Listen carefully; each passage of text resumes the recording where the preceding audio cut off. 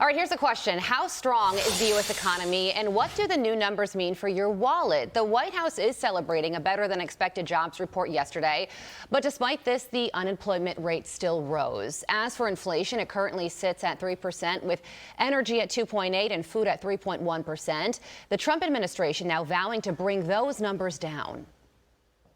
We know that Americans are still hurting from the 4-decade high inflation caused by Joe Biden and the Democrats. But President Trump is making significant progress to fix this, and he will not stop working until he solves it. As the president recently stated, he is never satisfied.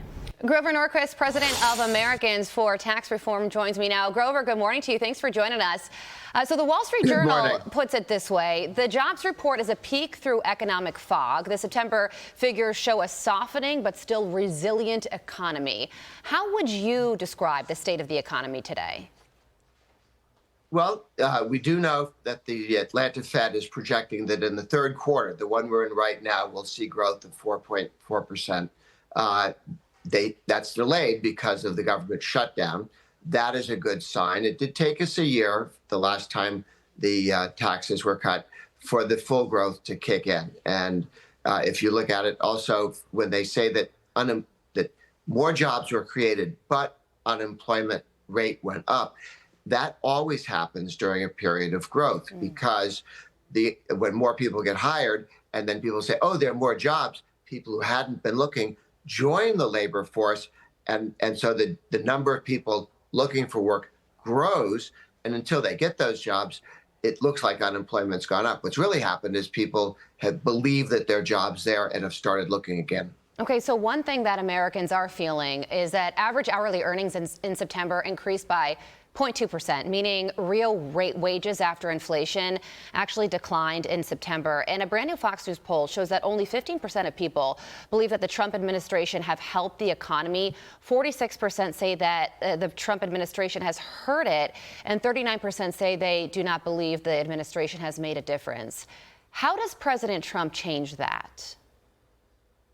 Well, first of all, he keeps on the path of the lower taxes that he has. We're looking at another reconciliation package. The president is for February, which would be another set of lower taxes, particularly making it easier for people to buy health care. So we have something other than Obamacare to live with, health savings accounts and other opportunities. So I think it's very important to continue the progress that the president has made.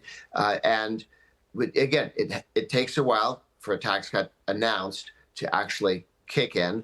We are seeing progress there, but we have a ways to go. The president's also been looking at doing what he tried to do, wanted to do, but got stopped back in the first term, to end the tax on inflation in capital gains.